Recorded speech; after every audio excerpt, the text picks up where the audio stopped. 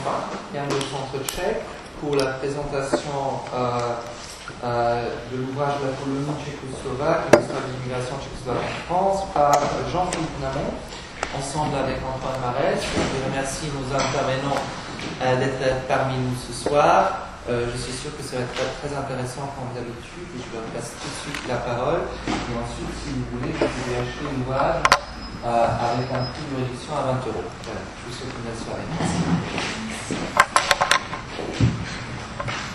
Merci Monsieur le Directeur.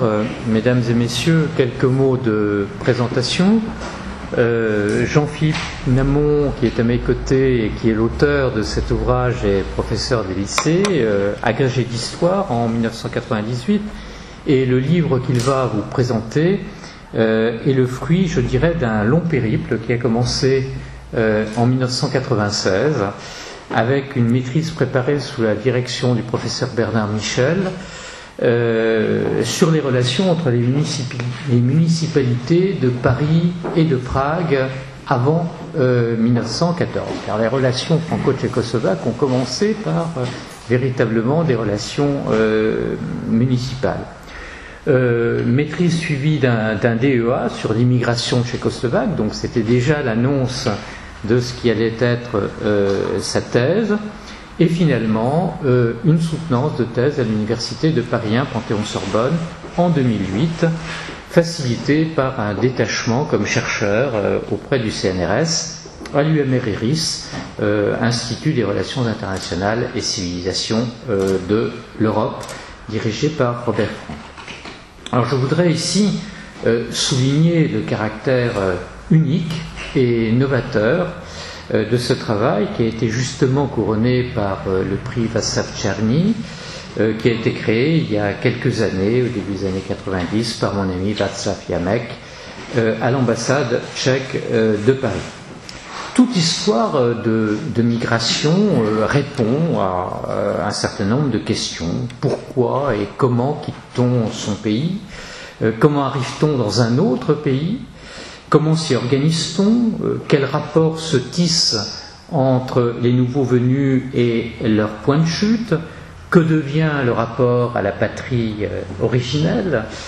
S'intègre-t-on? Et comment on s'intègre, si on s'intègre? C'est ce à quoi répond cet ouvrage en développant le propos sur, je dirais, une trentaine d'années, mais revenant quand même sur les origines dont Jean-Philippe Namon dira peut-être quelques mots.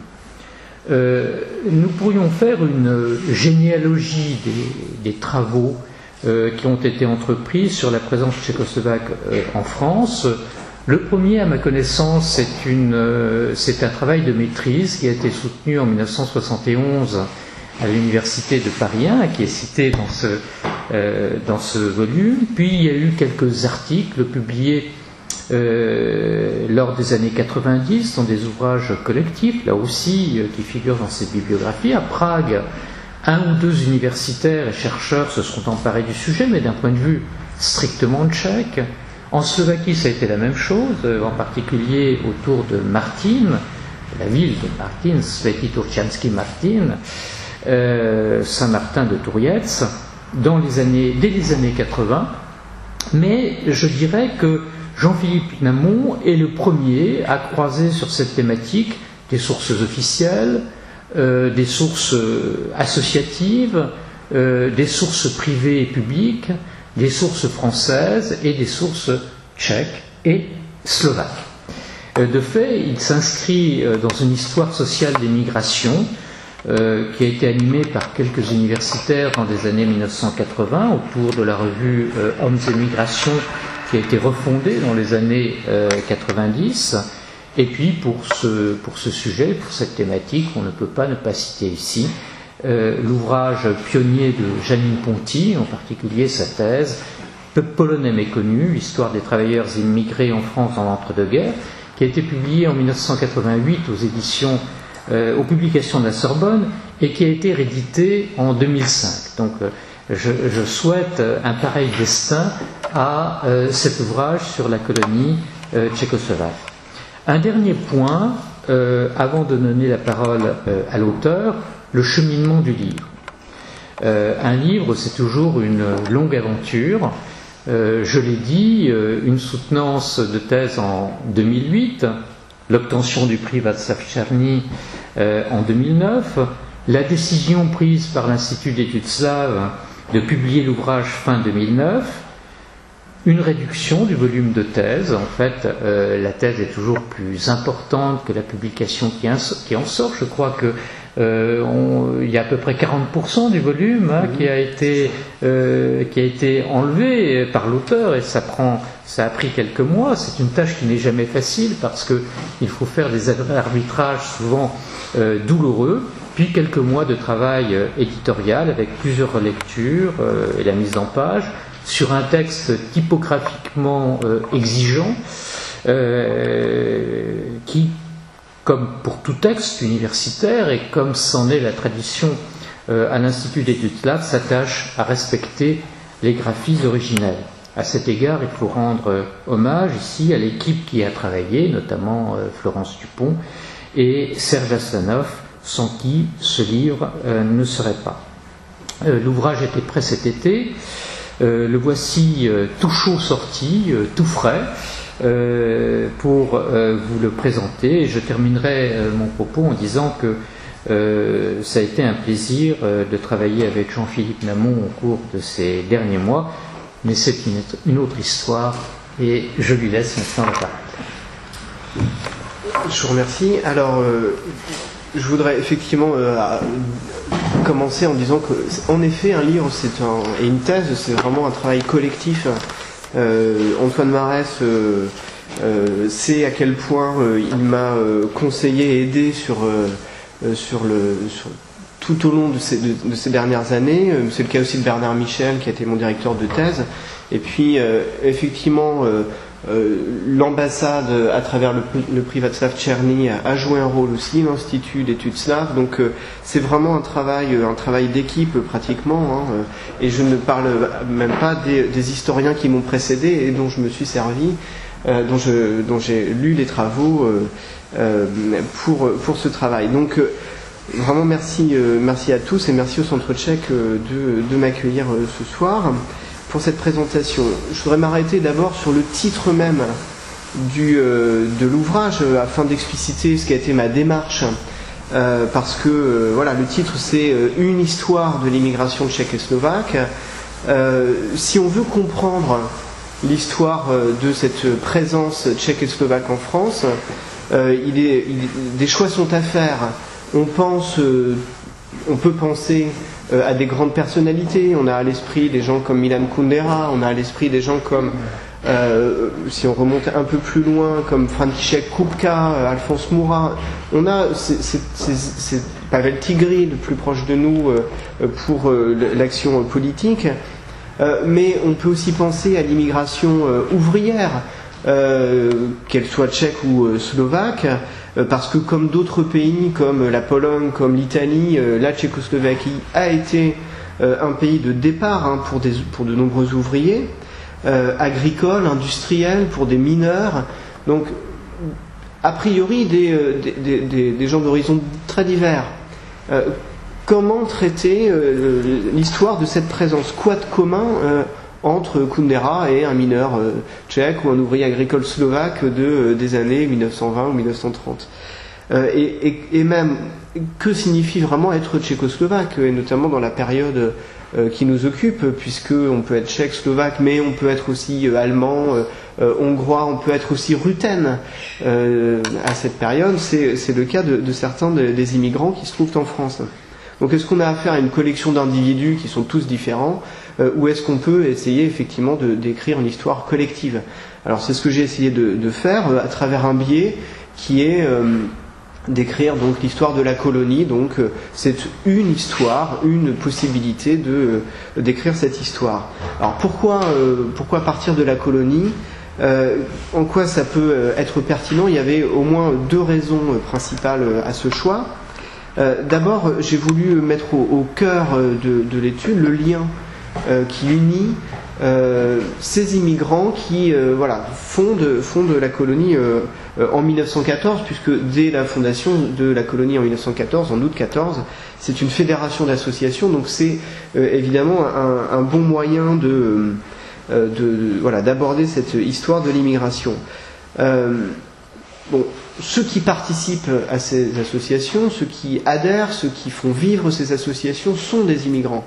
Donc on a un moyen de les atteindre et d'étudier en quoi ils fondent un réseau associatif qui est destiné à l'échelle du pays, tant à des Tchèques parisiens par exemple, qu'à des mineurs tchèques ou slovaques du Pas-de-Calais, qu'à des ouvriers agricoles qui se retrouvent dispersés dans tout le territoire français. Ensuite, l'autre aspect, c'est que les sources mentionnent l'action politique qui est menée par ces immigrants à travers justement leurs associations. L'image des Tchécoslovaques présents en France dans la première moitié du XXe siècle, elle est associée justement à leur positionnement politique, à leur réaction politique, à la manière dont ils se situent par rapport à la situation très mouvante de l'espace tchécoslovaque, de l'Autriche-Hongrie au protectorat de Bohême-Moravie, donc du début du XXe siècle aux années 40, au moment où s'arrête mon étude. Alors, la situation mouvante du pays, nous la connaissons, nous pouvons y penser avec des aspects qui sont connus ou des événements qui sont connus en France, qui sont le printemps de Prague, qui sont le coup de Prague de 1948, des moments donc qui sont des tournants importants. J'avais effectivement moi commencé avant 1914 en remarquant que les Tchèques de Paris, en fait les Sokols, des gens qui agissent dans le cadre d'une association, sont associés, impliqués dans les relations entre les municipalités de Paris et de Prague. Donc ils jouent un rôle dans les relations entre les deux pays, dans les relations franco-tchécoslovaques. Donc il me semblait pertinent de mettre l'accent sur ces associations et notamment sur la colonie qui naît en 1914 justement d'un événement politique qui est le déclenchement de la Première Guerre mondiale et qui naît en fait de l'alliance entre le Sokol de Paris, une ancienne association à cette époque à Paris, et une autre qui s'appelle Rovnost, Égalité, une association socialiste tchèque dont j'aurai à reparler. Mais toute la période qui s'étend de 1914 à 1940 est justement très riche en événements politiques, qu'il s'agisse de la Première Guerre mondiale, qu'il s'agisse plus tard des accords de Munich, de l'entrée dans la Seconde Guerre mondiale, de la résistance même. Donc voilà, il me semblait important de mettre l'accent sur le lien qui unit ces immigrants et l'action politique qu'ils mènent, et ils la mènent en fait dans le cadre de cette colonie. Ce sont donc des acteurs des relations franco-tchécoslovaques que j'ai essayé de cerner. Alors comment évolue le lien justement entre eux? Je vous propose de le voir à travers 4 temps qui sont vraiment les 4 temps de la colonie, c'est-à-dire les années 1914-18 qui sont des années d'engagement politique, militaire très fort, les années 1920 qui correspondent à l'arrivée massive de très nombreux Tchèques et surtout nouveauté de nombreux Slovaques en France, et les années ensuite 1929-1938 qui sont des années de crise, qui sont des années également d'entraide, mais aussi d'installation pour de nombreux immigrants, d'installation définitive, encadrée notamment par la colonie, et puis à partir de 1938-40, voire 1945, le retour à des activités proprement politiques. Alors, commençons par les années 1914-18. En 1914, donc, au Palais Royal, et une plaque qui a été apposée en 1934 et que vous voyez ici le rappelle, hein, on peut la voir, elle est dans la galerie de Valois, donc très près du Conseil d'État, du ministère de la Culture. Vous avez une plaque qui rappelle donc cet engagement. Les socialistes tchèques de Rovnost, les membres du Sokol, qui sont réunis dans un des restaurants tchèques du quartier disparu depuis, qui s'appelait Chesen, se retrouvent et décident de s'unir contre l'Autriche-Hongrie. Bon, il faut peut-être rappeler, parce que c'était aussi effectivement le premier chapitre de mon livre, ce qu'était la présence des Tchèques et des Slovaques en France avant 1914 jusqu'en 1914. En fait, ce que nous avons là, ce sont d'abord des ressortissants austro-hongrois en réalité. Hein, ce ne sont pas des Tchèques et des Slovaques au sens où il n'y a pas d'État pour les identifier de cette manière. Ce sont des gens qui peuvent venir de Bohême, pour beaucoup c'est le cas, mais ils peuvent venir de Vienne également. Hein, et puisque de nombreux Tchèques se sont installés à Vienne. Ce sont souvent des artisans, des gens qui travaillent comme tailleurs, comme cordonniers, comme fourreurs également, donc souvent dans le secteur du vêtement, de la confection. Ça peut être des commerçants, ça peut être aussi des restaurateurs, souvent des gens qui viennent pour très peu de temps, hein, et qui viennent se former à Paris. Donc ils y restent 2 ans, 3 ans, repartent. Mais déjà, des familles se sont installées. Et en 1914, on peut dire que vraiment l'épicentre de la présence tchèque à Paris, puisque il n'y a pas encore de Slovaques, c'est le Palais Royal justement. C'est-à-dire les petites rues qui sont les rues de Richelieu. Alors ici vous avez la rue Thérèse par exemple, la photographie en couleur, ou la rue Villédo prise ici en 1907 par Adger. Vous avez voilà le cadre au sein duquel vivent justement ces Tchèques, donc des petites boutiques, rue de Richelieu, rue de Thérèse, rue Sainte-Anne, rue Rossini, etc. Cela monte jusqu'au boulevard Poissonnière, jusqu'à la rue Montmartre, la petite rue Geoffroy-Marie par exemple, dans ce quartier-là, qui est une rue très petite de Paris, compte 5 tailleurs tchèques, mais on a aussi un fourreur, un cordonnier, un peintre. Donc on a vraiment une présence très forte. En fait, pratiquement tous vivent dans les 4 arrondissements de la rive droite, entre l'Opéra, le Louvre, le Palais Royal et les grands boulevards. À partir des années 1860, ils commencent à devenir nombreux, leur présence se remarque et ça ira en s'amplifiant. À partir des années 1880, ce sont des ouvriers qui arrivent et qui s'installent là plutôt dans les quartiers plus périphériques de Paris, le 19e, le 20e arrondissement par exemple.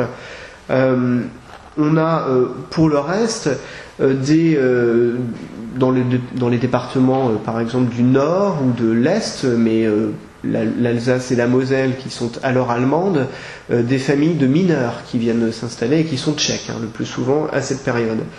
En 1914, on peut estimer la présence tchèque à environ 3000 personnes, dont 2000 à Paris. Donc voilà, ça vous donne une idée de l'importance de la région parisienne à cette période. Dans le milieu parisien, des associations se sont créées dès 1862 avec la BCEDA, et puis son héritière qui est le Sokol, qui est créé en 1891-92, qui est une section de gymnastique à l'origine de la BCEDA, qui devient donc l'association la plus importante. Mais on a aussi donc l'association Rovnost, donc égalité, dont vous voyez ici quelques membres. Ce sont des socialistes, ce sont aussi des anarchistes, ce sont des libres penseurs, et on les voit ici en 1905 photographiés lors du congrès de la libre pensée. Vous avez également donc à travers ces associations une vie ensemble en communauté qui s'organise, par exemple ici avec une excursion organisée à Chaville, là où un compatriote tenait une brasserie, donc qui était un lieu fréquent de réunions. On voit ici par exemple les membres de Rovnost qui passent donc quelques dimanches après-midi au bord de la forêt.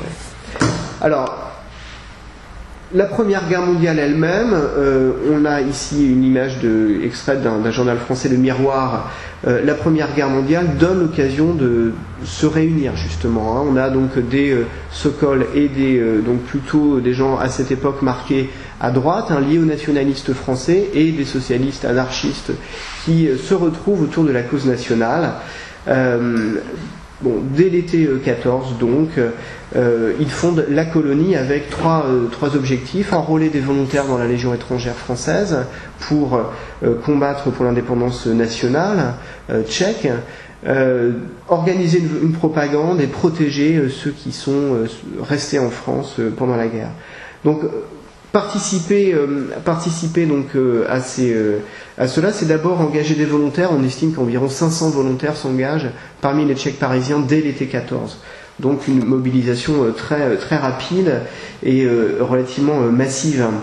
Ils s'entraînent dans les jardins du Palais Royal d'ailleurs pendant le mois d'août 14 avant de s'inscrire réellement, d'aller passer devant le Conseil de révision aux Invalides et de partir donc de partir au front. Ils formeront une compagnie dans la Légion étrangère qui est la compagnie Nasdar. Voilà ici les dirigeants de la colonie parisienne, beaucoup de tailleurs, notamment le président de la colonie qui s'appelle Józef Čapek à cette époque, et puis qui pose donc, vous voyez, dans les jardins du Palais Royal. C'est dire vraiment l'importance du lieu. On peut aussi enrôler, et c'est ce qui se fait, la fille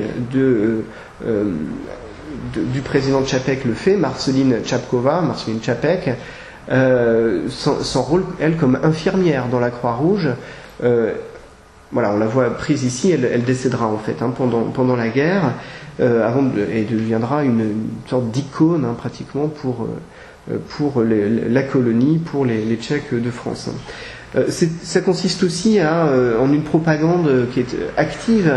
On organise, on a ici l'exemple avec la société, le groupe socialiste tchèque Égalité de Paris, donc, qui organise une conférence à laquelle participe un certain Bielski. En réalité, il s'agit de Beneš.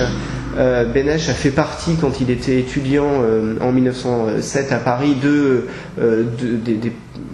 la fondation pratiquement de l'association Rovnost. Donc il prononce des conférences pendant la guerre en 1915 ici pour Rovnost. La propagande, elle vise, elle prend la forme de brochures. Ici, par exemple, les causes de l'effondrement de l'Autriche-Hongrie. Donc, c'est une brochure qui est publiée en 1918. Les socialistes tchèques pour l'indépendance de leur pays, mais c'est Rovnost qui l'édite et qui fait paraître, par exemple, une carte de ce que sont les pays tchèques, avec une frontière, qui ne sera pas celle de la Tchécoslovaquie, qui n'est pas d'ailleurs délimitée, on le voit, entre la Slovaquie et la Hongrie. On est en train de faire de la propagande pour la cause de ce qui doit être cet État tchécoslovaque à construire et à délimiter. Il s'agit aussi de protéger les ressortissants tchèques, mais austro-hongrois en réalité, c'est-à-dire ressortissants d'une nation ennemie, de leur éviter la mise sous séquestre, de leur éviter l'internement. Et pour cela, la colonie reçoit de la préfecture de police de Paris, dès l'automne 1914, le droit de délivrer des cartes d'identité tchèque. C'est-à-dire, alors qu'il n'existe pas d'État tchèque ou tchécoslovaque, elle devient un consulat sans État. Et donc, officiellement autorisée à délivrer ces cartes d'identité. Elle le fait et elle définit elle-même les critères de ce qu'est, de ce que signifie être tchèque. Par exemple, on a ici une demande de permis de séjour, que j'ai intégré à l'iconographie du livre, sur laquelle je ne m'étends pas.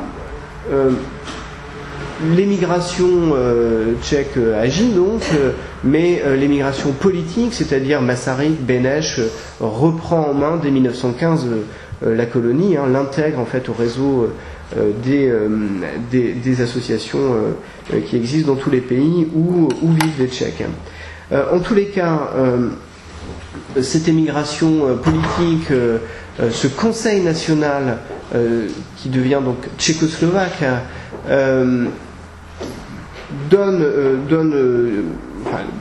laisse à la colonie tchèque un rôle important en France, mais à partir de 1918 crée une armée tchécoslovaque. Donc on sort du cadre de la Légion étrangère de 1914, et quand les soldats sont enrôlés, recrutés, et on a ici ceux du 22e régiment, eh bien c'est un hommage en quelque sorte à la colonie de 1914. C'est au Palais Royal qu'ils viennent poser devant le photographe avant de partir au front. On a ici la cérémonie de Darney de juin 1918 qui marque véritablement la création de cette immigration, de cette armée tchécoslovaque. Alors, à partir de 1920, le contexte change. La période qui va de 1918 à 1929, on peut la voir comme le passage progressif entre des activités essentiellement politiques à des activités qui vont être de plus en plus sociales, mais qui seront aussi culturelles, ce qui montre la prise en compte par la colonie qui subsiste donc après 1918, la prise en compte de l'immigration forte qui commence essentiellement à partir de 1920 et qui prend son essor autour de 1924. Alors, deux changements justement modifient le contexte. D'abord, premier changement, il y a un État tchécoslovaque. Donc ça, c'est vraiment un moment évidemment important, parce que ça signifie que cet État est représenté en France, est représenté par un ambassadeur, est représenté aussi par des consuls. Donc on en trouvera notamment à Strasbourg, à Marseille, des consuls qui vont évidemment jouer un rôle auprès des immigrants, qui vont même en partie animer la vie collective de ces immigrants. L'autre élément, l'autre nouveauté, c'est qu'à partir de mars 1920, après l'Italie et la Pologne, la Tchécoslovaquie signe avec la France une convention d'immigration. Et c'est vraiment cela qui va permettre l'arrivée d'immigrants de manière assez importante. En 1921, selon le recensement général de la population français donc, qui est réalisé à cette période, on voit bien que cette immigration est encore très limitée. Paris reste important, je vous ai cité les départements de l'Est et du Nord-Pas-de-Calais. Voilà, à part cela, pas grand-chose. La région de Lyon, la Loire, parce que c'est une région minière, mais vraiment peu de choses. En 1926, on est passé déjà à une autre phase. En 1924, par exemple, 10 000 personnes arrivent. Donc ça change vraiment la donne. Ce sont des gens qui ont obtenu un contrat de travail, qui ont donc une carte de travailleur, qui viennent pour 1 an, pour 2 ans, qui renouvellent leur contrat, mais qui sont vraiment des travailleurs, et donc qui arrivent par convoi, donc en passant par le centre de Toul, qui ensuite les répartit dans, par exemple, les fermes, les entreprises industrielles, les mines, etc. En 1931, la carte a encore évolué. On retrouve les mêmes points de fixation, c'est-à-dire l'Est, le Nord, la région parisienne, mais on voit qu'il y a une présence beaucoup plus diffuse, beaucoup plus importante, et que la plupart des départements français sont concernés. Ceux qui restent en blanc, c'est ceux qui ont moins de 100 ressortissants, mais vous voyez que pour le reste, on arrive très souvent à 500, entre 500 et 1000, voire au-delà de 2000 ressortissants tchécoslovaques dans un même département. Alors, la figure de l'immigrant tchécoslovaque est maintenant différente. Les artisans dont on parlait sont toujours présents, mais on a maintenant plutôt des ouvriers. Donc des ouvriers agricoles qui sont souvent slovaques, pratiquement que slovaques en réalité, parce que une mission officielle d'immigration en Europe centrale qui est française s'installe à Prague, mais son bureau le plus important c'est celui de Bratislava, et elle est chargée de recruter. Donc on a vraiment des ouvriers agricoles slovaques. Pour le reste, des mineurs, des ouvriers de l'industrie, des verriers par exemple, des spécialistes notamment, qui peuvent être tchèques, qui peuvent être slovaques, qui peuvent être ruthènes également. Donc c'est là je vous citais les ruthènes tout à l'heure. Ils sont notamment présents, vous voyez le Gard tout au sud du pays, autour des mines de la Grand Combe, près d'Alès, donc un peu au nord de Nîmes si vous voulez. Bon, la colonie va s'adapter à ces deux changements de manière relativement tardive. C'est-à-dire que au début des années 20, elle est encore dirigée par des Tchèques parisiens qui vivent dans le souvenir de la Grande Guerre, qui a été un événement traumatisant, mais aussi un motif de fierté pour eux. Si on trouve des associations qui se créent ici par exemple en banlieue parisienne à Argenteuil, de Slovaques, ce qui les intéresse c'est de perpétuer le souvenir de leur engagement de 1914. On les trouve souvent associés aux commémorations dès 1925 à la Targette, qui est le lieu où les premiers combats vraiment importants, le 9 mai 1915, ont conduit la compagnie Nasdar à lutter. Eh bien, un monument est érigé. On le reverra plus tard. Ici, c'est une carte postale donc qui date de la période de l'inauguration du monument. Mais il va falloir s'adapter. Alors, s'adapter en menant une action sociale.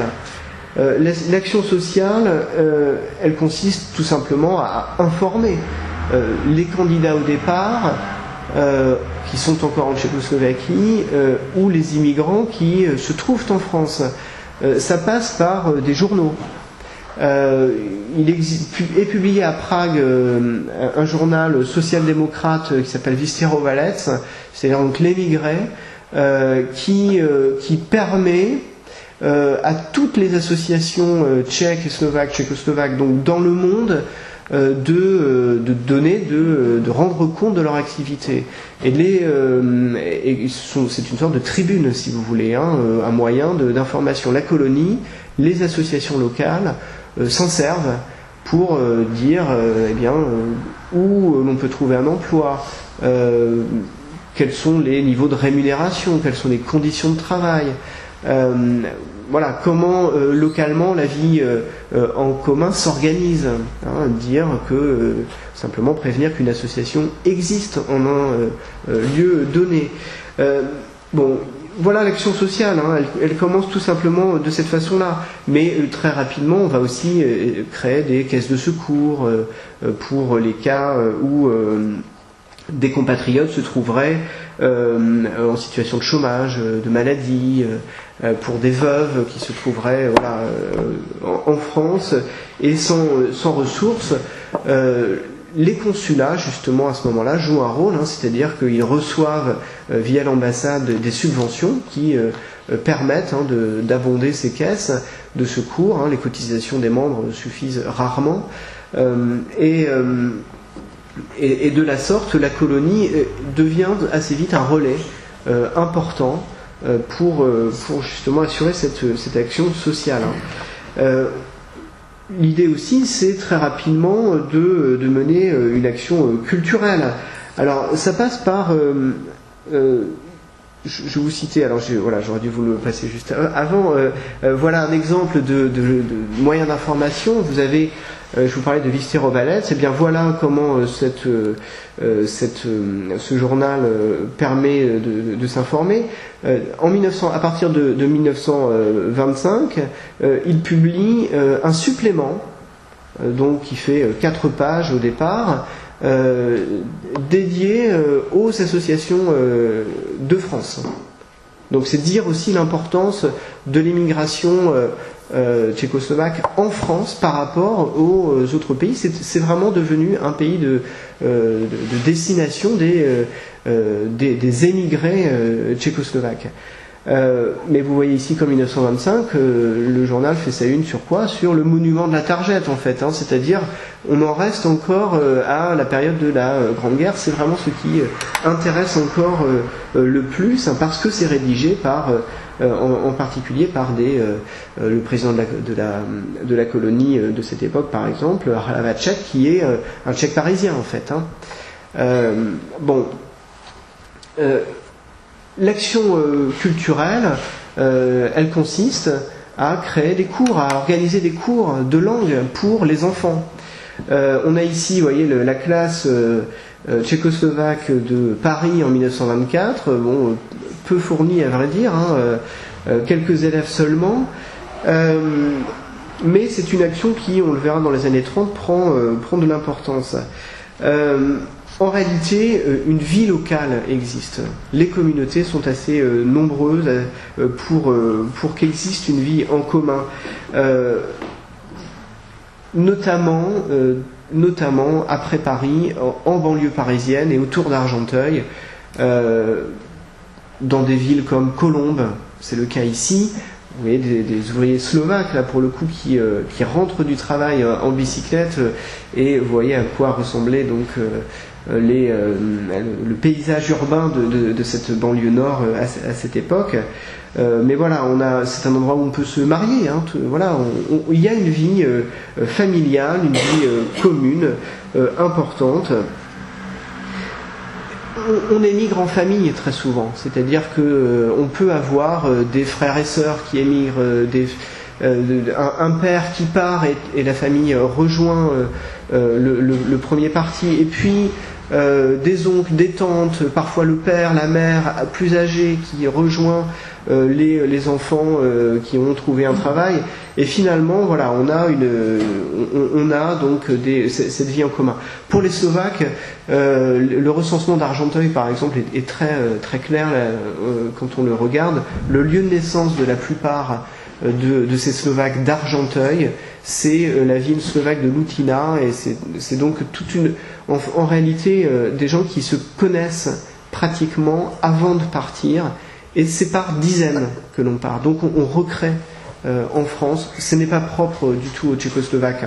On le retrouve aussi dans le cas de l'immigration italienne, par exemple, dans la région de Nogent-sur-Marne. C'était le même phénomène. Bon, donc rien de très original, mais voilà, une vie en commun qui existe. À partir de 1929, troisième période, le contexte change. On peut caractériser cette période en 3 idées essentielles.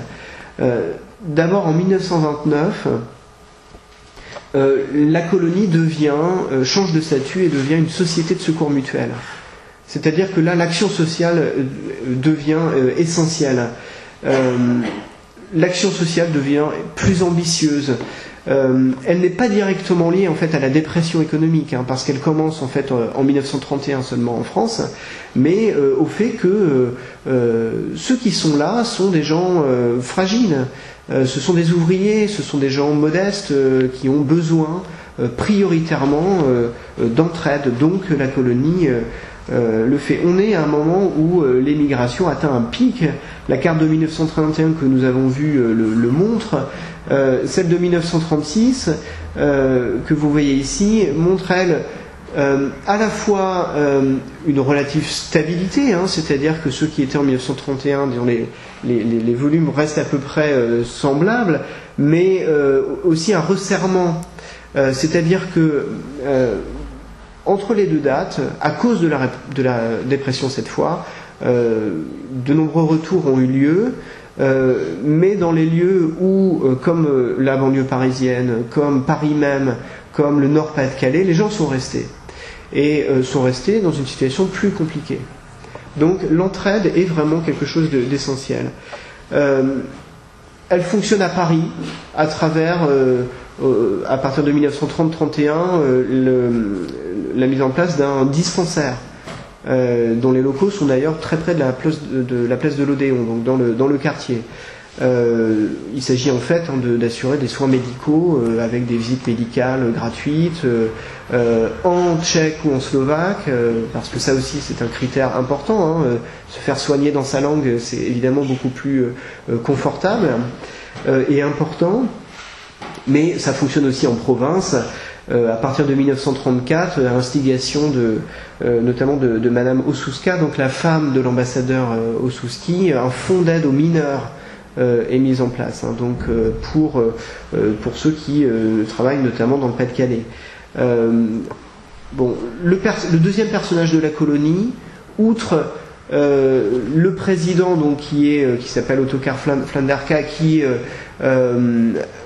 va rester pendant tout au long des années 30 à la tête de la colonie et lui assurer une certaine stabilité, c'est Karel Hanouch, qui est le secrétaire et celui qu'on appelle le référent social, c'est-à-dire celui qui va justement piloter toute l'action sociale. C'est dire à quel point c'est important. Il multiplie les déplacements dans toute la France auprès des petites communautés, dans les fermes, pour évaluer, quantifier les besoins et essayer d'adapter l'action de la colonie qui est financée par l'ambassade. Le deuxième aspect qui caractérise ces années 1930, c'est la vitalité associative. Vous avez vu passer, par exemple, une image de l'association Domov d'Argenteuil. Vous avez peut-être constaté à quel point c'était une association importante, mais on la retrouve beaucoup dans cette région justement, c'est-à-dire ici vous avez les membres de l'association Saint-Cyril et Méthode en 1932, c'est une association d'Argenteuil là aussi. Vous voyez le prêtre catholique slovaque au centre. On a beaucoup d'activités également associatives dans le Nord, ici Bruay en Artois en 1935. Donc deux photographies en fait, la première avec les membres de l'association, la seconde avec les enfants. On est ici en 1935 donc. Une vie associative qui existe aussi dans des communes plus petites, Viane dans le Lot-et-Garonne, autour des verriers tchèques, la Grand-Combe dont je parlais, autour des mineurs soit slovaques, soit rutènes, etc., etc. Et on en trouve aussi à Bordeaux, je ne vais pas les détailler. 70 associations à peu près au milieu des années 30. Donc on est très loin des deux seules associations qui fonctionnaient en 1914 à Paris. C'est tout à fait une autre dimension. Ça correspond effectivement à un besoin. Elle s'intègre toute à la colonie, c'est-à-dire que la colonie est vraiment à ce moment-là une fédération importante. Tout simplement parce que c'est la colonie qui a le monopole de la distribution des subventions étatiques. Ce qui veut dire aussi que puisque c'est elle qui a ce monopole, c'est un facteur qui limite la diversité associative. Par exemple, des associations, des groupes communistes se créent chez les ouvriers, mais dans la mesure où d'une part les autorités françaises ne les voient pas d'un très bon œil, et que d'autre part la colonie, l'ambassade tchécoslovaque non plus, eh bien beaucoup d'ouvriers préfèrent finalement intégrer une association relativement indifférenciée, neutre politiquement, qui va s'appeler l'association tchécoslovaque du lieu, et donc ne pas vraiment faire de politique. Chacun se dit aussi que être encarté, avoir une activité visible, c'est risquer aussi l'expulsion. Donc c'est quelque chose en temps de dépression qu'on ne fait pas. Cela dit, quand une communauté est assez nombreuse, on constate malgré tout des groupes, une activité diversifiée au sens où, par exemple, des petites associations ou des sections théâtrales peuvent se créer, mais les associations mènent globalement, et c'est le troisième point pour les années 30, une activité culturelle plus importante qu'auparavant. Alors ça passe effectivement, on le voit ici, par des représentations théâtrales qui permettent aux immigrants de voir du théâtre dans leur langue, ce qui est important. Mais ça passe aussi par la presse, une presse tchécoslovaque, mais qui n'a pas qu'une fonction utilitaire, qui sert aussi à publier des poèmes, des textes littéraires, c'est-à-dire vraiment qui permettent de garder un contact avec la culture tchèque ou slovaque.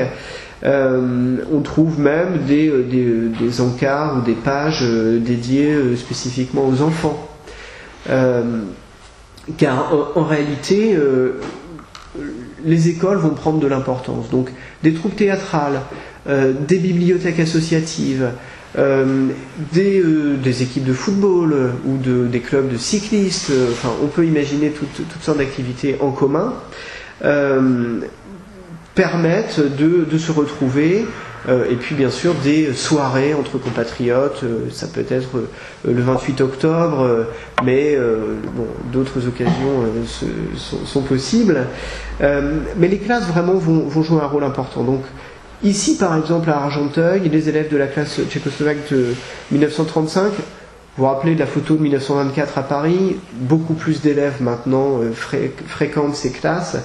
On peut estimer qu'il y a environ, sur 8000 enfants, c'est une estimation de la colonie au milieu des années 30, sur 8000 enfants, environ 350-400 suivent régulièrement des cours du soir ou du dimanche ou du jeudi, des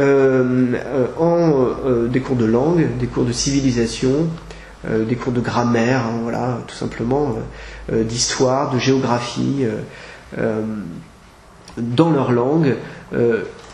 L'État envoie même des instituteurs ou des institutrices qui sont en fait, alors c'est uchitel, uchitelka, mais en réalité ce sont des moniteurs ou des monitrices, c'est-à-dire qu'elles n'ont pas en France pour l'institution scolaire le statut vraiment d'instituteur, c'est-à-dire qu'elles suppléent en fait, elles sont suppléants ou ils sont suppléants, mais il y a beaucoup de femmes. Donc ce sont souvent des cours après la classe dans les écoles publiques, mais ce peut être, et c'est le seul cas, dans les années 1930 à Méricourt, donc au sud, dans l'agglomération lensoise, dans le quartier des Corons, donc le quartier des mines, une école privée qui va permettre de faire cours toute la journée en tchèque et en slovaque. Voilà les enfants de la classe de Méricourt. Vous remarquez la carte de Tchécoslovaquie qui est apposée au fond. Voilà, les élèves qui sont réunis autour du poêle. C'est pour l'historien, je le dis au passage, avec cette liste que vous ne pouvez pas voir, mais que j'ai reproduit dans le livre. C'est un moyen de connaître assez bien finalement ces communautés, parce que à travers les enfants, ce sont les parents qu'on peut aussi atteindre. On a ici par exemple la profession des parents, ce sont des mineurs. Bahani, vous voyez la mention absolument partout. On sait quelle est leur nationalité, on sait aussi quelle est leur religion. Et puis on a une dernière colonne qui nous indique quel est le niveau de langue. Est-ce que l'enfant parle bien, mal voilà, donc ça nous permet en fait de constater qu'un phénomène d'assimilation est perceptible déjà dans les années 30. Des enfants sont nés en France. Ils sont nés en 1929, ils sont nés en 1930. En 1936-37, ils entrent dans ces classes et on se rend compte que leur niveau n'est pas si bon en fait, qu'ils mélangent les deux langues ou qu'ils n'osent pas parler. en tchécoslovaque de peur de se tromper. Bon. Donc, et que entre eux, très vite, dans la cour de récréation, ils parlent français. Donc, ces cours de langue sont justement destinés à contrecarrer ce phénomène d'assimilation. Mais vous voyez, 350 personnes, enfin élèves sur 8000 enfants, ça reste évidemment limité. On a vu on a vu l'association catholique Saint-Cyril et Méthode.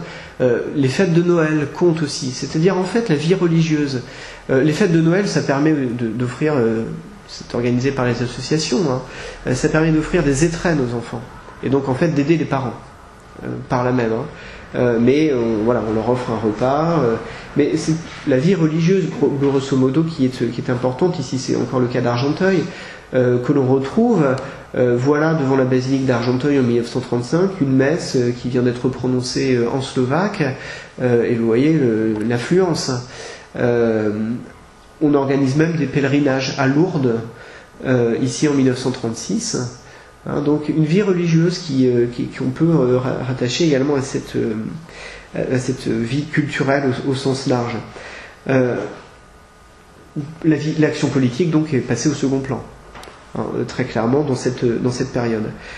On se préoccupe toujours de la situation du pays, on veut toujours aider à faire connaître la Tchécoslovaquie, mais dans le courant des années 30, on n'a pas encore conscience du danger qui menace, donc on passe totalement cette action au second plan. Ce qui rappelle cette action politique, c'est justement la politique mémorielle qui est très importante. On a vraiment ici la plaque du Palais Royal, apposée en 1934. Ici, le monument du cimetière du Père-Lachaise, qui rappelle donc l'engagement de 1914 et puis la création de l'armée tchécoslovaque. La photographie plus récente, le monument que vous avez vu tout à l'heure à la Targette, et le cimetière qui, dans les années 30,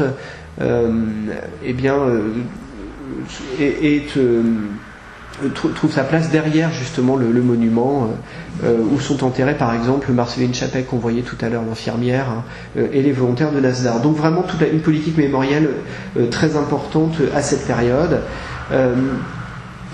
qui reflète une appropriation progressive du territoire français, c'est-à-dire de l'espace vécu. La colonie en 1936 va même publier donc ce Československa Paříž, cet almanach qui montre qu'on peut considérer Paris un peu comme tchécoslovaque, et qui propose 2 promenades dans Paris où l'on va, alors qui partent du quartier de l'Opéra, mais qui passent très vite par le Palais Royal, qui passe par le 18 de la rue Bonaparte également, lieu de mémoire important, puisque siège du Conseil national tchécoslovaque pendant la Première Guerre mondiale, qui passe qui propose donc 2 itinéraires donc dans des quartiers marqués par la présence tchèque et slovaque. C'est une manière de considérer Paris tchécoslovaque. Au début des années 20, un des premiers journaux de la colonie s'intitulait Pařížský Tchékoslovaque, c'est-à-dire le tchécoslovaque parisien. Dans les années 30, le journal est devenu, son successeur, c'est Československa Paříž, c'est-à-dire que là c'est Paris qui est tchécoslovaque. Il y a vraiment un changement d'époque.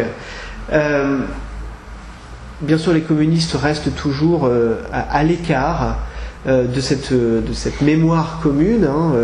Ils ont d'autres références. On retrouve ici ceux d'Argenteuil, costume slovaque et point levé, et qui donc appartiennent au syndicat des métaux d'Argenteuil. Il est même question, le projet était évoqué dès le début des années 20, par des gens du Sokol notamment, en fait des gens des anciens volontaires, d'ériger une maison tchécoslovaque à Paris, qui aurait été notamment un musée rappelant l'action des années 14-18. Dans les années 30, ce projet se précise. C'est-à-dire que des fonds sont trouvés. On a ici même un projet d'architecte qui imagine ce que peut être cette maison tchécoslovaque. Elle aurait pu être bâtie près de la cité universitaire. On avait imaginé le quartier du parc Montsouris. Voilà, c'était quelque chose peut-être du côté 13e arrondissement. En tous les cas, plusieurs options avaient été imaginées dans les années 30. On avait même pensé utiliser le pavillon tchécoslovaque de l'exposition universelle de 1937. Bon, un projet assez ambitieux ici, en 1935, puisque on prévoit, alors bon, vous le distinguez peut-être pas dans le détail, mais vous voyez qu'il y a une salle de conférence, une salle de classe également, que vous pouvez distinguer à gauche, vous voyez les bancs des enfants, une bibliothèque, un cabinet médical, une salle de sport pour les Sokols, et même un musée, donc, puisque c'est quand même un point important. Vous avez donc d'autres étages. C'était un bâtiment de 3 étages quand même qui aurait pu être bâti. Il ne le sera pas. Les fonds vont manquer et puis finalement l'État va cesser d'exister ou avoir d'autres priorités à partir de 1938, on s'en doute. Mais voilà en tout cas ce qui aurait pu également ancrer cette présence dans l'espace parisien. À partir de 1938, le contexte change, c'est la dernière période. Les missions et les actions sociales, culturelles perdurent jusqu'à la fin. C'est-à-dire jusqu'à la débâcle, des classes par exemple accueillent les enfants, des cours effectivement jusqu'en 1940 donc se tiennent. Mais la colonie va désormais évidemment mettre en avant ses activités politiques, refaire une action de lobbying, de propagande si vous voulez, d'information en tout cas visant l'opinion française, des hommes politiques. Mais aussi, ça peut paraître dérisoire, mais on organise des quêtes lors des réunions associatives pour aider l'État. Donc vous voyez, c'est un investissement important. Alors, des divergences vont apparaître à ce moment-là, parce que Munich arrive, Ossouski, l'ambassadeur, a une vision qui est différente de celle de Beneš sur ce que devra être la Tchécoslovaquie quand on reviendra sur les accords de Munich, et plus encore bien sûr après mars 1939 quand la Tchécoslovaquie cesse purement et simplement d'exister. La colonie est proche d'Ossouski au départ, puisque c'est l'ambassadeur depuis le début des années 20, donc c'est un personnage important, puis se range finalement derrière Beneš. Les associations parisiennes vont jouer un rôle important à ce moment-là, notamment en mars 1939, pour que les bâtiments officiels tchécoslovaques restent tchécoslovaques, c'est-à-dire ne tombent pas dans des mains allemandes. Et les Sokols notamment vont devant le 18 de la rue Bonaparte, donc ici devant ce bâtiment, organiser des veilles. C'est-à-dire manifester le fait que c'est un bâtiment tchécoslovaque et qui doit le rester. Ossouski avait de toute façon conservé son rôle d'ambassadeur.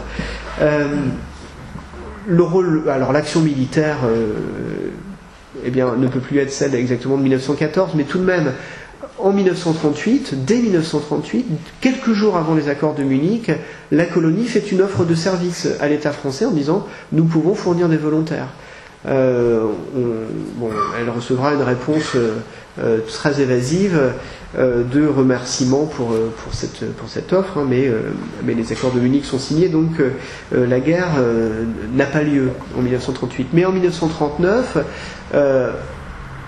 à l'automne 1939 seulement, c'est-à-dire donc plusieurs mois après la disparition de la Tchécoslovaquie, au moment où la guerre commence, alors une armée tchécoslovaque est reconstituée et la colonie aide à ce que la mobilisation se fasse en France, donc à ce qu'on mobilise les immigrants. C'est vraiment l'entrée des troupes allemandes dans Paris qui met un terme brutal à l'action de la colonie. Les dirigeants se retrouvent, pour certains, dans la clandestinité, partent vers l'Espagne, partent vers l'Angleterre. Elles se trouvent désorganisées, évidemment incapables d'agir à ce moment-là. Ça ne signifie pas qu'il n'y a plus d'action du tout chez les anciens membres de la colonie. J'ai encore oublié de vous passer cette image. On a ici mars 1939, la manière dont on réagit contre l'occupation, contre l'invasion de la Tchécoslovaquie. Une affiche qui, en mai 1939, rappelle également qu'on agit par des soirées, par de l'information. Voilà. Mais l'action, elle va se poursuivre à travers la résistance. Alors, cette lettre que vous pouvez peut-être déchiffrer un peu, qui figure dans le livre par ailleurs, montre que on agit à travers la résistance. C'est ici en 1943, février 43, mai 1943, pardon, la dernière lettre, l'une des deux dernières lettres de Pavel Šimó, qui était un jeune Slovaque de Gennevilliers, qui est entré en résistance dans les rangs des FTP, donc des communistes, qui est arrêté après plusieurs actions et qui est fusillé donc comme d'autres résistants étrangers. C'est cette lettre de Fren donc, qui se trouve aujourd'hui dans les fonds de la Matica Slovenska à Bratislava. Donc une action dans la résistance, une action également au moment de la libération, parce que beaucoup vont entrer certains vont entrer dans les FFI, donc les forces françaises de l'intérieur, et finalement même participer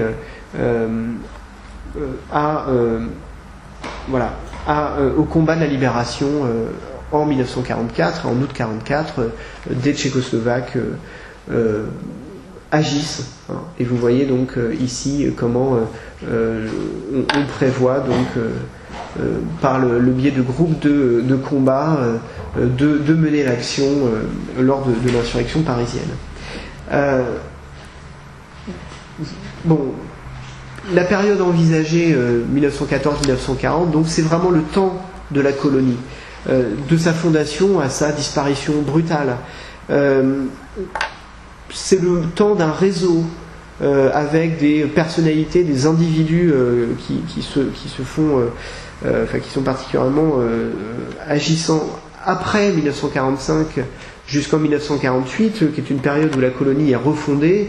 Vous avez ici l'Union nationale tchécoslovaque de France en 1945, c'est en fait la colonie refondée en 1945. Après 1945, donc, les individus en fait ont changé. L'ancien président Flanderka, par exemple, lui est mort en déportation. D'autres qui sont partis à Londres ne reviennent pas. 6000 Slovaques sont rentrés pendant la guerre en Slovaquie, entre guillemets, indépendante. Et puis les communistes, qui étaient toujours à l'écart, en dehors, sont entrés dans la colonie et vont finalement en 1948 en prendre le contrôle. Donc rétrospectivement, c'est bien 1940 qui marque la fin de la colonie. Alors a-t-elle atteint ses objectifs dans la période qui nous intéresse, et je terminerai par là, son ambition de rassembler les Tchèques et les Slovaques, les immigrants, de créer ce lien, on peut dire que cette ambition-là, elle n'a souffert d'aucune concurrence sérieuse. Elle a réussi effectivement à créer cette fédération, cette unique fédération à l'échelle du territoire. L'objectif de participer au combat politique et militaire a été mené en 1914-18 avec succès. C'est effectivement un des actes fondateurs du combat pour la création d'une Tchécoslovaquie que cet enrôlement des volontaires de 1914. On a vu comment, dès le départ, dès la guerre pratiquement, ça devenait un lieu de mémoire. Comment le Palais Royal était un lieu important. En 1938, à l'inverse, toutes les actions menées ne rencontrent évidemment aucun succès, on le sait, mais la colonie pouvait-elle inverser le cours des événements ? Bien entendu, c'était une autre affaire. troisième point de ses objectifs, elle s'est mise au service des immigrants tchécoslovaques et là encore, elle a réussi à le faire. Elle a secondé efficacement l'État pour quantifier les besoins, adapter l'action, distribuer des fonds, informer, créer des classes, donc des bibliothèques, etc. Donc ça a été une action relativement efficace, même si les besoins étaient supérieurs à ce que pouvaient faire les associations, mais enfin c'était une action d'importance. Le bilan en matière d'assimilation, puisque c'était aussi un des objectifs, empêcher l'assimilation, il est plus ambivalent. Les classes existent, la vie commune est importante et permet de garder un lien entre compatriotes, mais aussi un lien entre le pays et puis les immigrants eux-mêmes. Donc c'est une action efficace, mais en même temps, et je terminerai par là, elle n'a pas réellement empêché l'assimilation des Tchécoslovaques dans cette période. Voilà, bon, je m'en arrête là, et j'en profite pour saluer mon directeur de thèse, Bernard Michel. Oui, D'accord, mais écoutez, merci beaucoup en tout cas d'être venu. Au revoir.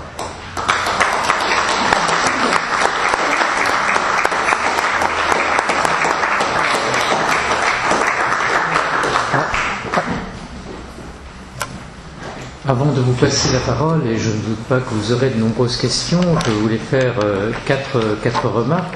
Je voulais signaler la présence de Bernard Michel, qui est arrivé dans l'ombre et qui repart dans l'ombre, qui a joué un si grand rôle, bien sûr, dans ce travail. Et je suis honoré d'être le successeur à la Sorbonne.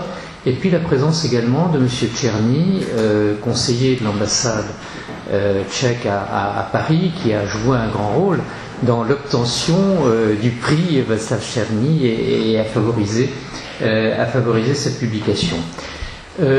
Deuxièmement, j'aurais dû, quand j'ai présenté Jean-Philippe Namon, resituer certainement cette immigration tchécoslovaque en France dans son contexte. Comme vous le savez, la France a connu des vagues d'immigration successives depuis le XIXe siècle. La France est un pays d'immigration. Alors tout d'abord, cette immigration a été une immigration de proximité, ce sont été les Belges, les Allemands, puis ensuite les Italiens qui sont venus massivement en France avant la Première Guerre mondiale, et puis il y a une deuxième vague dans la période de l'entre-deux-guerres qui est une vague slave. Il y a bien sûr les fameux réfugiés russes qui fuient la révolution bolchevique, mais il y a surtout des Polonais qui sont 500 000, et l'immigration tchécoslovaque se situe en quelque sorte dans le sillage de cette immigration, et elle n'est pas négligeable. On n'a pas cité les chiffres, mais on estime qu'au sommet de cette immigration, on a entre 70 et 80 000 tchécoslovaques, disons, en France, et puis bien, les Italiens continuent de venir dans l'entre-deux-guerres. Un certain nombre fuient d'ailleurs l'Italie mussolinienne, et puis les Espagnols, bien sûr, qui arrivent massivement après l'écrasement de la République espagnole. Et entre-temps, pendant la Première Guerre mondiale, il ne faut pas l'oublier, vous avez une immigration qui vient d'outre-mer. Ce sont des Vietnamiens, par exemple, qui arrivent, ou d'autres qui viennent d'extrême Asie et qui vont être employés dans l'industrie. Et ce sont également, bien sûr, des Nord-Africains. C'est une première vague. Et cette immigration d'outre-mer reviendra par la suite, après la Deuxième Guerre mondiale. Donc c'est important de voir comment se situent ces flux tchécoslovaques en France, dont toutes sortes de raisons, les motivations sont nombreuses. Troisième point, ça a été abordé en quelque sorte en filigrane, mais pas de façon explicite dans l'exposé de Jean-Philippe, c'est Tchécoslovaquie. Vous avez remarqué, l'affiche de 1939, il y a un trait d'union entre Tchéco et Slovaquie, parce qu'effectivement, la fédéralisation a eu lieu à la fin de l'année 1938. Et bien évidemment, il y a à la fois de la part du gouvernement tchécoslovaque une volonté d'unifier cette émigration dans l'esprit tchécoslovakiste, mais en même temps il y a des résistances sur place. Et il y a une paroisse tchèque, il y a un clergé tchèque très présent d'un côté, et puis un clergé slovaque de l'autre. Et on voit très bien les tensions qui éclatent, bien sûr, dans l'opposition à un niveau supérieur entre Beneš et Ossowski à partir de 1939. D'ailleurs, lié à cela, il y a une autre question qui se pose, c'est celle de l'assimilation de ces Tchèques et de ces Slovaques. Vous savez certainement que aux États-Unis, des études ont été faites sur la façon dont les Centro-Européens s'assimilaient aux États-Unis et au Canada. Et on a constaté que les Tchèques, en particulier, Slovaques un peu moins vite, s'assimilaient beaucoup plus vite que les Polonais. Là, il y a quelque chose d'intéressant à étudier. Alors les raisons en sont multiples, mais bon, par rapport à ce que je disais en introduction, c'est une question intéressante. Pourquoi les Tchèques en particulier s'assimilent plus vite que d'autres?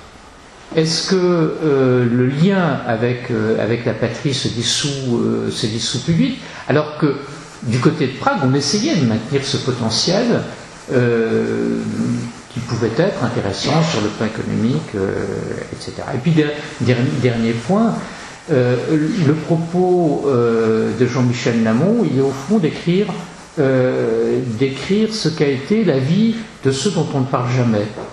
Les humbles, les invisibles, ceux qui travaillaient dans les mines, dans les usines, et de recréer une sorte d'équilibre par rapport à ces intellectuels, ces artistes, en particulier dans les avant-gardes, qui sont présents à Paris et qui, dans la recherche, dans l'imaginaire, sont beaucoup plus présents. Kupka, qui suit Morat, Chima, Toyen, pour choisir des artistes, Tersky et d'autres. Ce sont à eux qu'on pense.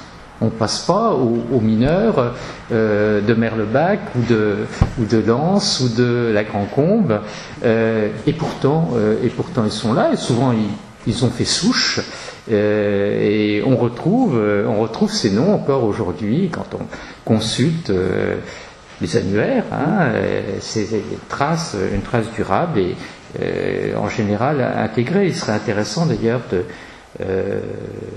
d'interroger Jean-Philippe sur l'expérience qu'il a eue de ses contacts avec ses descendants au cours de son travail. Voilà quelques réflexions que je voulais faire avant de vous donner avant tout la parole pour que vous interrogiez le héros du jour.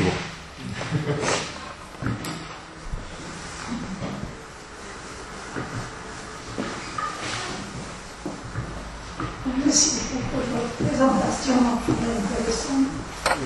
J'ai trois questions. D'abord, sur l'origine de votre intérêt dans ce sujet. Pourquoi la Tchécoslovaquie, pourquoi cette période-là? C'est ma première question. La deuxième question était un peu évoquer quel était le rôle des artistes qui étaient présents en fort nombreux. Est-ce qu'ils sont intégrés dans la colonie ou est-ce qu'ils étaient un peu à part?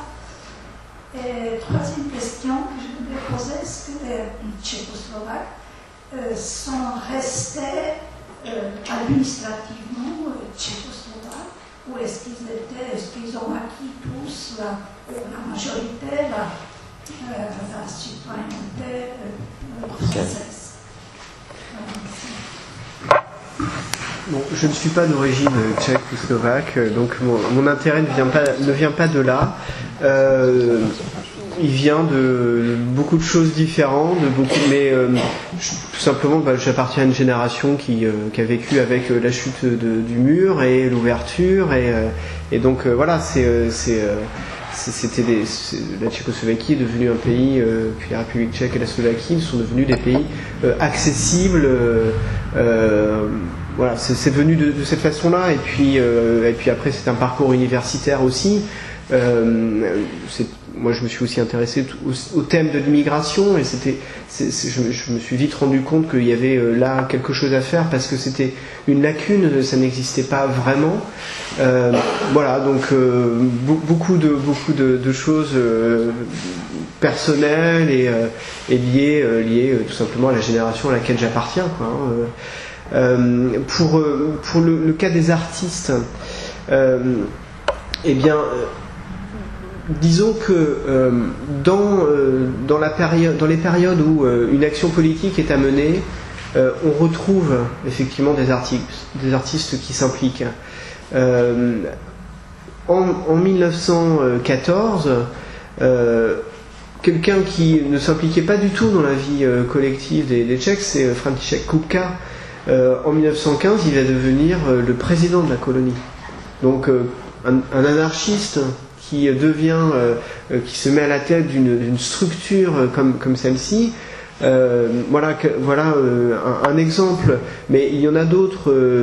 Il y avait par exemple des peintres, quelqu'un comme Ludwig Strimpel par exemple, qui dessinait notamment des gravures de mode, des choses comme ça, s'implique dans la vie associative. Il sera par ailleurs après la guerre ambassadeur de Tchécoslovaquie, donc en Belgique, hein, si mes souvenirs sont bons. Belgique, en Bulgarie. Et ensuite, il a dirigé le protocole au ministère des Affaires étrangères. Voilà, ouais. Donc, on a dans ces moments-là, en effet, une implication. Mais disons que pour le reste, peu de choses. Pour le troisième point sur la question de la naturalisation, en 1927, dans les années 20, si vous voulez, et surtout dans les années 30, l'État français fait ce qu'il peut pour intégrer les étrangers. En fait, c'est une politique qui remonte à la fin du 19e siècle. Il y a une loi sur la nationalité en 1889, et puis qui vise un certain nombre d'aménagements de ces lois qui visent à favoriser la naturalisation des étrangers. Donc la chose est possible. La chose est d'abord possible pour les enfants qui sont nés en France. Mais les procédures vont quand même être faisables. Alors, est-ce que les immigrants veulent s'intégrer, veulent être naturalisés? C'est ça en fait la question. Dans les années 30, c'est un phénomène qui est très marginal.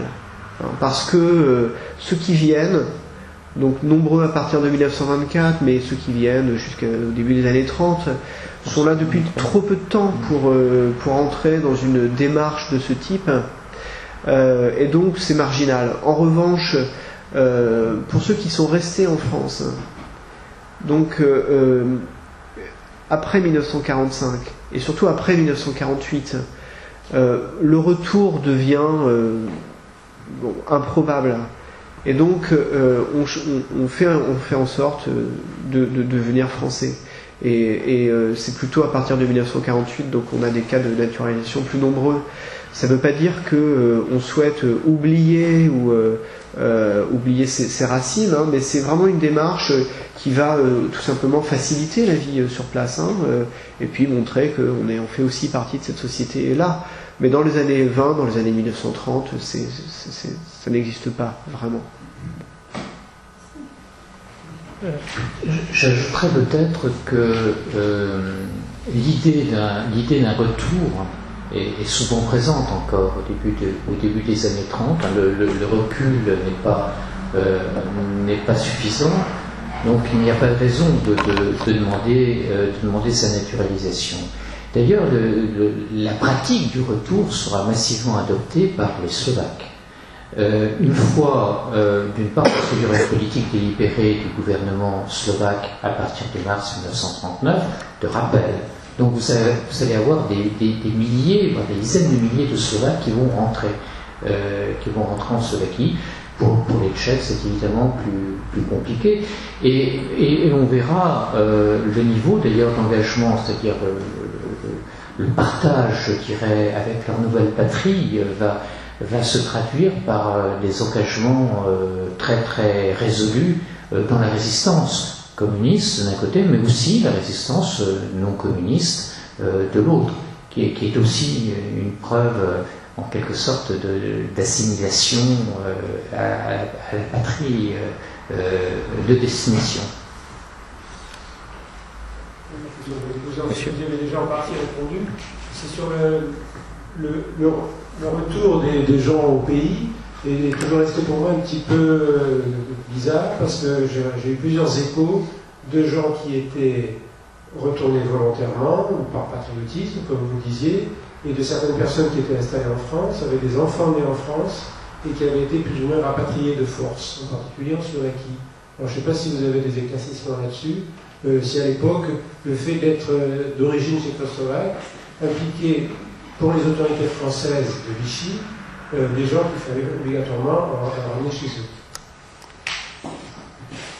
En fait, il n'y avait pas d'obligation, mais simplement à partir de 1940 jusqu'au début 1944, premier semestre 44, il y a une mission de rapatriement slovaque qui est installée à Paris. Une mission officielle qu'organise des convois. Des convois, en fait, c'est-à-dire que les gens prennent le train ensemble au même moment, le même train, et donc ça devient un convoi. On constate que, alors c'est totalement volontaire, on part si on veut, 6000 partiront de cette façon-là, exactement, à 100 ou 200 près. 6000 personnes dans toute la France, des gens justement d'Argenteuil par exemple, mais vraiment des petites communes, souvent des gens isolés en fait. J'ai pas fait d'études systématiques, mais j'ai vu les listes à Bratislava.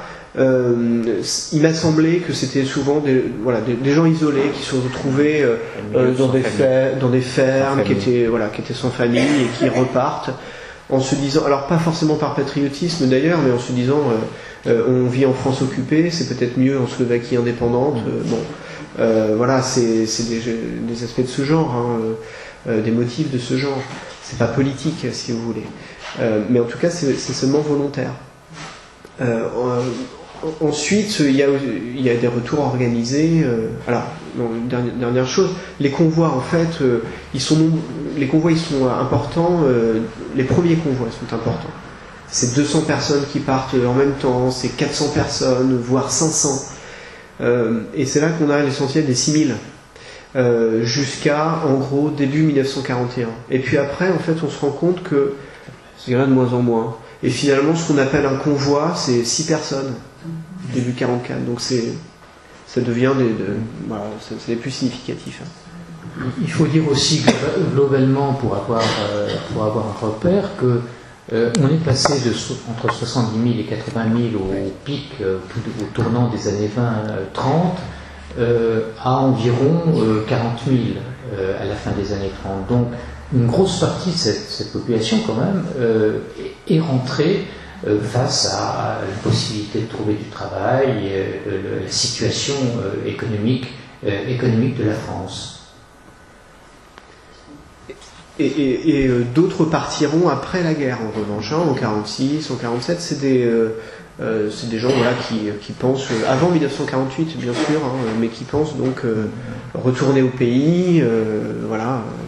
Et là, oui. Et en effet, d'ailleurs, on trouve j'ai vu à Bratislava justement des lettres de Slovaques rentrés en 1946 ou 1947 et qui s'adressent aux autorités françaises sur place pour dire j'ai fait une erreur, je voudrais bien repartir. Bon, ça ne se fait pas en fait. Mais...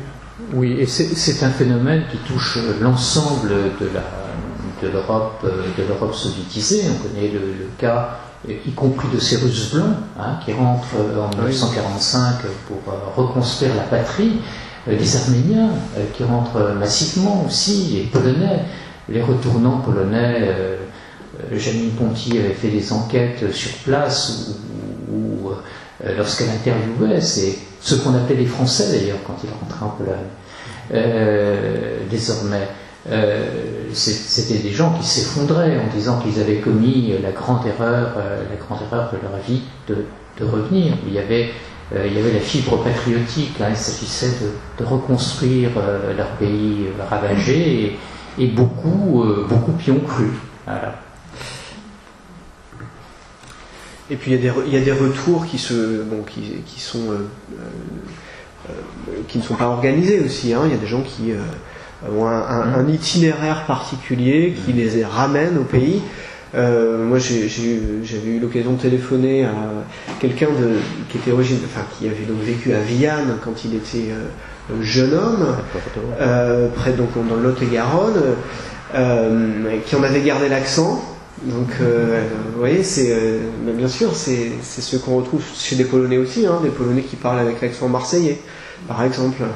Mais donc, qui en avait gardé l'accent et qui s'était engagé dans la résistance, dans le maquis pendant la guerre, donc il avait 20-22 ans.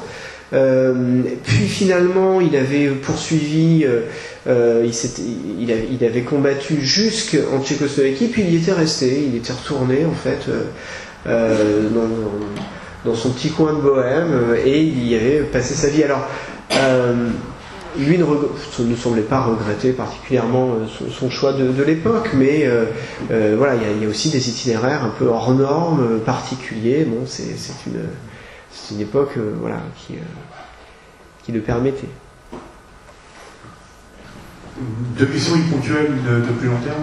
Une question ponctuelle, est-ce que le voyage de Masaryk en octobre 23 a donné lieu à une activité, des manifestations particulières au sein de la colonie?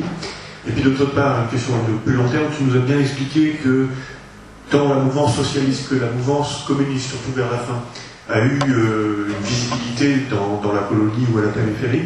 Est-ce que les autres partis existants, bon, peut-être qu'on met à part les agrariens qui n'avaient pas vraiment lieu d'être en France, est-ce que la mouvance chrétienne-démocrate ou catholique slovaque a une visibilité dans la colonie? Et est-ce que tu nous as bien dit qu'il y a beaucoup de petits artisans commerçants dans le quartier du Palais Royal? Est-ce que le parti des commerçants artisans avait aussi des connexions avec la colonie française? Alors, sur la visite de Masaryk, bon, évidemment, elle a un écho, c'est quelque chose qui est important. Des Sokols en uniforme l'accueillent, enfin, font partie voilà, de l'accueil du président. Anecdote, alors il y a Masaryk et Beneš qui est présent lors de ce déplacement. Beneš donc a fait partie, donc je ne parle plus de Masaryk, mais voilà, évidemment c'est un événement important, hein, c'est relayé dans la presse par exemple, et puis donc les Sokols y vont, quoi, hein, mais ils ne sont pas les seuls. Hein. Pour Beneš, le fils du dernier président de Rovnost, que j'ai vu, alors qu'il était très âgé à l'époque, il est décédé depuis, se souvenait de cet événement-là. Lui se souvenait de Beneš parce que Beneš avait fait partie avait jeune homme participé à l'activité de Rovnost quand il était étudiant à Paris, et donc il s'est entretenu quelques minutes en marge du protocole avec le père de cet Edward Tinkel, qui était donc son père était Dominique Tinkel et c'était le président de Rovnost. Il s'est entretenu quelques minutes avec lui et donc le gamin qui avait 10 ans s'en souvenait très bien dans les années 2000 d'avoir vu comme ça Beneš. Sur la manière dont les partis politiques tchécoslovaques ou la vie politique tchécoslovaque a un impact en France, disons que, alors outre en effet les communistes dont j'ai dit un mot, on peut dire deux choses. Alors la social-démocratie est très représentée et sans grande surprise, hein, elle est représentée donc à travers Rovnost par exemple, mais elle est représentée aussi dans les communautés ouvrières du Nord-Pas-de-Calais, voilà, il y a une sensibilité social-démocrate très forte quand elle n'est pas communiste. Voilà, c'est en gros c'est les deux options. Ensuite, effectivement, les gens qui sont plutôt du Sokol ont une proximité avec les partis de droite, d'une façon générale. Mais il n'y a pas d'activité particulière partisane. C'est rien de notable, disons. En 1923, le journal de la colonie qui s'appelle Paris-Prague, donc qui paraîtra quelques mois simplement, propose aux partis politiques tchécoslovaques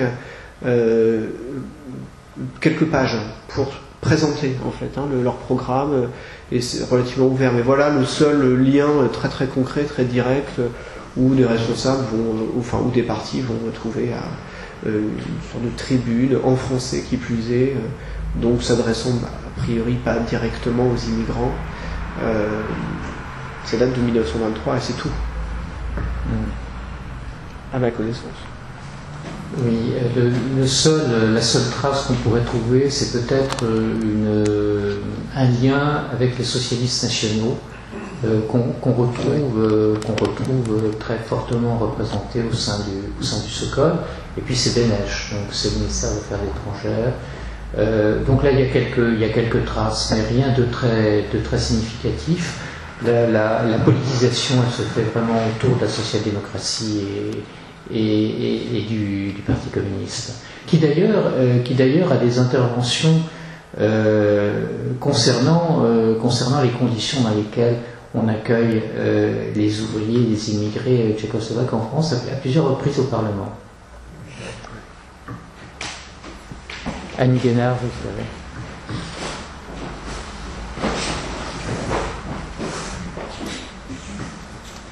Oui, juste une question. En dehors de Beneš, qui est venu en France comme étudiant, est-ce que vous avez la trace d'autres futurs universitaires ou politiques qui sont intégrés à la colonie et qui ont eu un rôle pendant leurs études?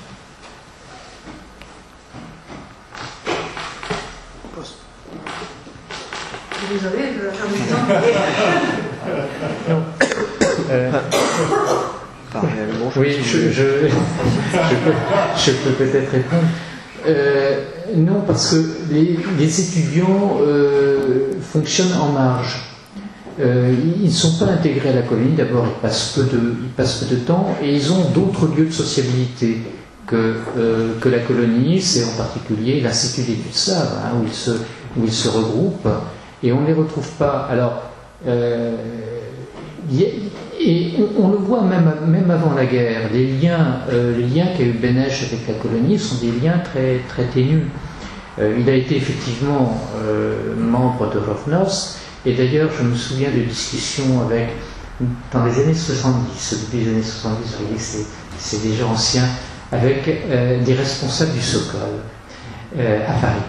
Et certains d'entre eux étaient très, très remontés contre Beneš, et ils disaient que Beneš n'avait jamais été Sokol. Parce que Beneš s'est réclamé du Sokol, mais assez tardivement. En fait, je crois qu'à Paris, il a très très peu fréquenté le Sokol. Effectivement, quand il y était, entre 1905 et 1908, il n'y avait pas encore de fusion entre le Sokol et Rovnost. Et égalité. Donc on choisissait son camp. On était de gauche, je simplifie un peu, et on était à Rovnost, où on était plutôt patriote, de droite, et on était au Sokol, on était libre penseur, et on était à Rovnost. Donc pour répondre à votre question, je ne vois pas d'intellectuels ou de futurs intellectuels qui aient été associés directement à la colonie, sauf comme le disait Jean-Philippe, pendant la guerre. Alors là, effectivement, toutes les forces fusionnent, et elles refusionnent de la même façon après Munich et surtout après mars 1939. Tout le monde se serre les coudes parce que l'indignation est partagée par tous, et que la colonie offre une base pour une action plus massive qu'animent souvent des intellectuels. Donc là, le lien se rétablit, mais pas dans l'entre-deux-guerres.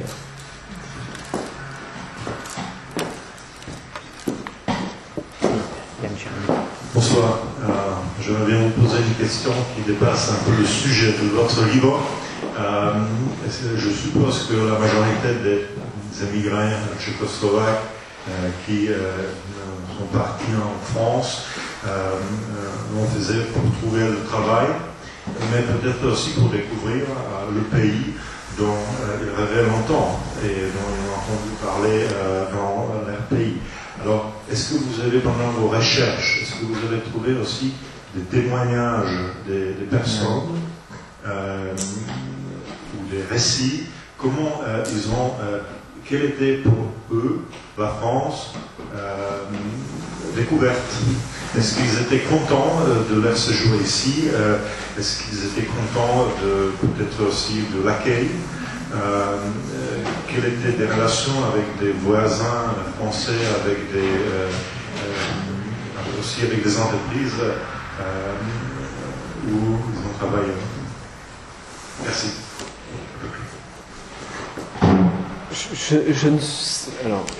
Je ne sais pas si les mineurs qui étaient dans la région de Lens étaient satisfaits pleinement des paysages qu'ils avaient sous les yeux, de leurs conditions de vie, de la manière de la région dans laquelle ils vivaient. En tout cas, peut-être pas au premier abord, s'ils se sont assimilés, sans doute, mais je ne sais pas non plus quelle était leur vision de la France auparavant et si ça correspondait.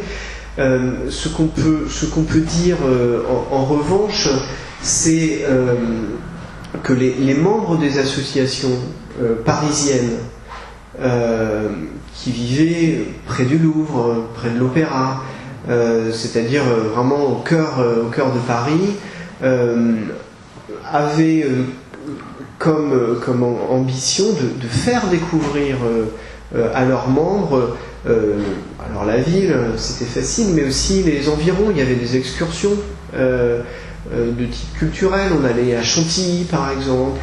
J'ai vu des photographies de visites au château de Chantilly. On avait une photographie de Chaville, par exemple. On partait découvrir les paysages de la région. Les gens de Rovnost ont fait construire, au début des années 20, des maisons, des résidences secondaires, si l'on veut, où certains se sont installés à Sainte-Geneviève-des-Bois, par exemple. Voilà. Il y avait même le président du Rovnost, parce qu'en fait c'est autour notamment de ce groupe-là que ça s'est fait, avait une maison que les autres surnommaient la mairie, et qui était donc, parce que ils étaient plusieurs à avoir fait cette démarche. Quant aux gens du Sokol, et ça remonte même à avant 1914, ils étaient intégrés à l'activité de ce qu'on appelait l'association l'Union des associations de gymnastique de France, qui était une association qui faisait effectivement de la gymnastique, mais qui faisait aussi de la politique et qui était revancharde, c'est-à-dire qui avait comme but ultime de préparer la revanche contre l'Allemagne. Et on avait des démonstrations de force de la sorte, avec des concours de gymnastique un peu partout en France, et les Sokols, dès avant même la création du Sokol, c'est-à-dire dès 1889-90, participent à ces manifestations, et donc vont à Nancy, vont à Périgueux, etc., se déplacent dans toute la France, et ce sont des occasions pour eux de découvrir, pour les Français de les découvrir et de les accueillir, toujours dans des manifestations assez nationalistes, mais où on acclame effectivement les Tchèques qui sont là, qui seront des alliés dans la future guerre que nous aurons le plaisir d'avoir avec l'Allemagne. Donc, mais il y a effectivement l'image de la France avant de venir. Je sais pas, c'est difficile d'avoir une vision d'ensemble, de savoir exactement ce que les gens pensaient. il y avait c'est Janine Ponty qui le dit, hein, en Pologne, ce dicton qui disait qu'on pouvait être heureux comme Dieu en France. Voilà, il y avait une image positive, bien entendu, du pays, hein, une image positive, mais on n'en connaissait certainement pas grand-chose avant d'arriver. Oui, c'est une question à laquelle il est très difficile de répondre parce qu'on n'a pas de documents. Je crois que d'après les renseignements épars dont on dispose, évidemment, l'image de la France au départ était une image très positive dans l'ensemble de la Tchécoslovaquie après 1918. Donc les réactions, après l'arrivée, étaient individuelles. On a des témoignages très nombreux des ouvriers agricoles, par exemple. Les ouvriers agricoles qui étaient isolés dans les fermes, en général, ont été très malheureux de l'accueil. Et ils essayaient de fuir les fermes et les contrats qu'ils avaient pour aller dans des milieux urbains et devenir ouvriers, métallurgistes, mineurs, pour fuir cette situation d'isolement. Dans les lieux où cette immigration était regroupée, je pense que là il y avait des solidarités et que les difficultés auxquelles ils se heurtaient étaient compensées par cette vie collective. Cette vie collective nationale. Et d'ailleurs, la réception de ces ouvriers, de ces mineurs, était très, très favorable par les milieux patronaux. Ils étaient très, très satisfaits de la qualité de travail de cette immigration. Et d'ailleurs, c'est ce qui a expliqué ensuite l'implantation de missions, hein, de recrutement sur place. Donc, certainement un paysage très contrasté dans les perceptions une fois l'arrivée faite. Il faut dire que la gare de triage entre guillemets de Toul n'était pas particulièrement sympathique et que ça devait provoquer quelques émotions pour ceux qui arrivaient en pensant qu'ils arrivaient dans la douce France. Oui, et l'accueil, juste sur les ouvriers, l'accueil, c'est pas simplement l'accueil au sein du milieu français, mais c'est l'accueil aussi des ouvriers polonais qui sont déjà là, des ouvriers italiens qui sont déjà là, et qui sont des gens qui s'intègrent en fait à un milieu qui est de gens qui leur ressemblent, hein, qui ont la même condition et qui notamment celle d'être des immigrants. Voilà.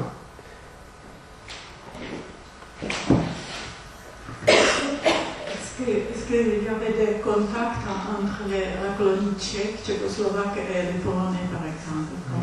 Est-ce qu'il y avait des manifestations ensemble? Alors, non seulement il y a effectivement des contacts au niveau local très très importants dans les villes ouvrières, dans les villes minières, mais on a aussi beaucoup de cas de mariage mixte, par exemple, ce qui montre bien qu'il y a fréquentation, qu'on a affaire à un même milieu, au fond, hein, de gens d'origine nationale différente, mais qui vivent les mêmes choses. Donc on a beaucoup de contacts de ce genre. Alors ça peut prendre la forme organisée de rencontres entre associations, entre par exemple des matchs de foot, voilà, d'équipes polonaises contre l'équipe tchécoslovaque, etc. Des fanfares, voilà, parce qu'on a aussi les mêmes activités. Hein, donc tout ça c'est très important. Bon, on a dans les moments de crise également des signes qui montrent qu'il y a une solidarité. En 1938 par exemple, moi j'ai vu des soirées organisées par l'association tchécoslovaque locale, notamment dans le nord et dans l'est, et participent des ouvriers polonais, mais aussi des hongrois par exemple, qui sont présents et qui donnent aussi un peu d'argent lors de la quête qui est organisée à la fin de la rencontre. Donc c'est vraiment, oui, les contacts sont nombreux en réalité, dans les cités minières.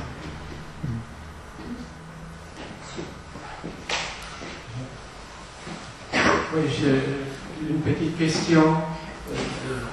après la guerre, le président de la colonie tchécoslovaque, est-ce que c'était František Fiedler? J'ai cru reconnaître sa signature sur une des photos. Oui, là, c'est ici. Oui. À cette époque-là, oui, en 1945, en effet. Oui. Bon, il y a eu un prêt. Bon, donc, j'ai parlé de Flanderka tout à l'heure. Il a démissionné en fait juste avant la guerre et le démantèlement de la Tchécoslovaquie, remplacé par un certain Stransky qui n'a pas conservé, ou très brièvement, si je me souviens bien, ce rôle en 1945. Et en effet, ça devient ensuite Fiedler, mais pour peu de temps. Bon, s'il n'y a plus de questions, il nous reste à remercier en votre nom Jean-Philippe Namon pour sa présentation, tout d'abord, et à vous inciter à acquérir ce bel ouvrage sur la colonie tchécoslovaque. Il vous attend là à un prix tout à fait exceptionnel et préférentiel, uniquement pour cette soirée. Voilà, je vous remercie de votre intérêt et de votre présence.